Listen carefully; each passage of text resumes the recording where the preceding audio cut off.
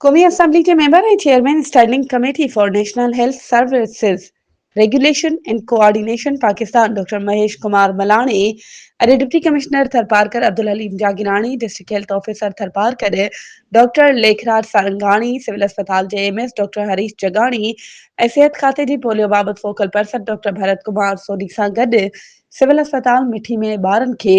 Polio खां बचाव जा फुड़ा पीआरे थरपारकर ज़िले में अॼु खां शुरू थींदड़ पोलियो ख़िलाफ़ मुहिम जेका 8 फरवरी 2025 ताईं जारी रहंदी, जंहिंजो इफ़्तिताह कयो।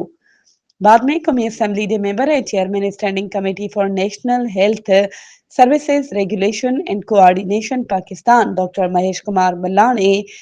Deputy commissioner Tharparkar Abdul Haleem Jagirani, district health officer Tharparkar doctor Lekhraj Sarangani, civil अस्पताल जे एमएस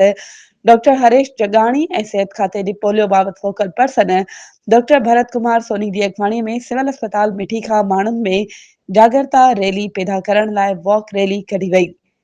रैली जी पुॼाणी ते ॻाल्हाईंदे क़ौमी असेंबली जे मेंबर ऐं chairman standing committee for national health services regulation and coordination Pakistan doctor Mahesh Kumar Malhani चयो त सरकार जूं मुल्क मां पोलियो जे ख़ात्मे लाइ भरपूर कोशिशूं जारी आहिनि, पर सरकार सां गॾोगॾु मुआशरे जे ज़िम्मेवार शहरनि ऐं मीडिया जे नुमाइंदनि ते बि इहो फर्ज़ आहे त उहे असांजे मुस्तक़बिल जे मेमारनि खे मुस्तकिल माज़ूरी खां बचाइण लाइ सरकार जो भरपूर साथ ॾियनि। वधीक ख़बरुनि ऐं अपडेट्स जे लाइ असांजे चैनल खे सब्सक्राइब कयो ऐं हा बेल आइकन खे प्रेस करणु न विसारिजो त जीअं असांजी हर नई अचण वारी वीडियो तव्हां ताईं पहुची